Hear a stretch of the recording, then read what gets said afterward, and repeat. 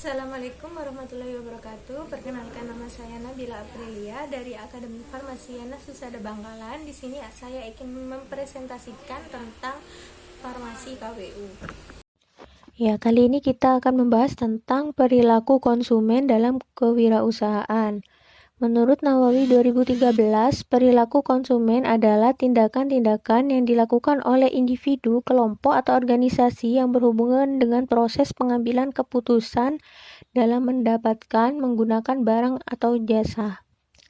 Menurut David L. Lawton dan Albert dalam bukunya Anwar Prabu M. 1998, variabel terbagi menjadi 3, yaitu variabel stimulus, respon, dan intervening. Teori perilaku konsumen yang pertama adalah teori ekonomi mikro, yang beranggapan bahwa setiap konsumen akan berusaha memperoleh kepuasan maksimal. Mereka akan berupaya meneruskan pembeliannya terhadap suatu produk apabila memperoleh kepuasan dari produk yang telah dikonsumsinya. Yang kedua adalah teori psikologis, yang mana teori ini mendasarkan diri pada faktor-faktor psikologis individu yang dipengaruhi oleh kekuatan lingkungan. Yang ketiga, teori antropologis, yaitu teori ini juga menekankan perilaku pembelian dari suatu kelompok masyarakat yang ruang lingkupnya sangat luas, seperti kebudayaan, kelas sosial, dan sebagainya.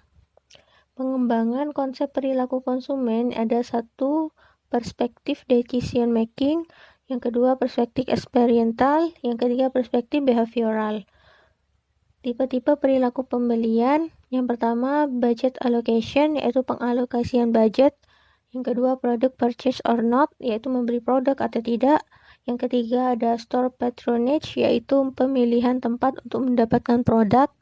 Yang keempat brand and style decision, yaitu keputusan merek dan gaya hidup.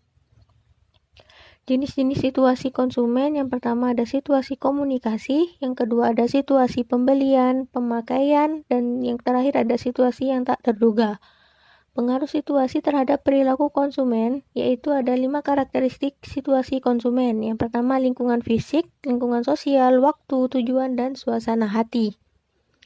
Perbedaan konsumen menurut tujuan pembeliannya, yang pertama yaitu konsumen akhir atau individual, yaitu konsumen yang terdiri atas individu dan rumah tangga yang tujuan pembeliannya adalah untuk memenuhi kebutuhan sendiri atau untuk dikonsumsi.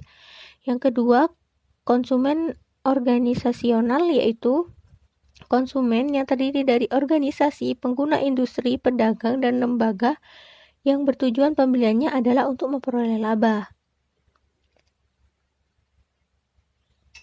Perilaku konsumen dalam strategi harga, yang pertama adalah prosedur penetapan harga, tujuan penetapan harga, faktor-faktor yang mempengaruhi penetapan harga, strategi penetapan harga, penentuan harga akhir, dan perilaku harga. Perilaku konsumen dalam saluran distribusi, yang pertama saluran distribusi menurut Stanton, Etzel, and Welker.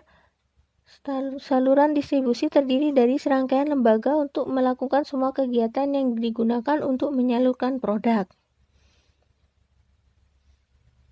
Macam-macam saluran distribusi. Yang pertama ada saluran distribusi untuk barang konsumsi. Yang pertama yaitu saluran 0 tingkat, yaitu produsen ke konsumen. Yang kedua saluran 1 tingkat, produsen pengecer konsumen. Saluran 2 tingkat, produsen pedagang besar pengecer konsumen. Saluran 3 tingkat, produsen agen pengecer konsumen. Saluran 4 tingkat, yaitu produsen agen pedagang besar pengecer dan konsumen. Adapun saluran distribusi untuk barang industri, yang pertama yaitu produsen pemakai, kemudian ada produsen distributor pemakai, produsen agen pemakai, produsen agen distributor industri pemakai. Kemudian saluran distribusi untuk jasa, yang pertama ada produsen konsumen, yang kedua ada produsen agen konsumen. Memilih saluran distribusi, melakukan analisis setiap produk yang akan dipasarkan untuk menentukan sifat-sifat dan gunanya, menentukan sifat-sifat produk dan luasnya pasar. Kemudian meninjau saluran-saluran distribusi yang sudah ada, menilai masing-masing saluran dari potensi volume penjualan, melakukan market survey, kemudian menentukan sifat dan luas kerjasama antar manufaktur, kemudian merumuskan bantuan-bantuan apa yang diberikan kepada manufaktur, melakukan penilaian secara kontinu terhadap saluran distribusi yang telah digunakan. Fungsi-fungsi saluran distribusi: yang pertama, fungsi pertukaran, yaitu pembelian; kedua, penjualan; ketiga, pengambilan risiko. Fungsi penyedia fisik: pengumpulan, penyimpanan, pemilihan, dan pengangkutan.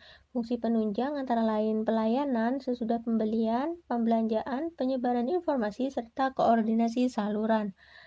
Sekian presentasi dari saya, kurang lebihnya mohon maaf. Wassalamualaikum warahmatullahi wabarakatuh.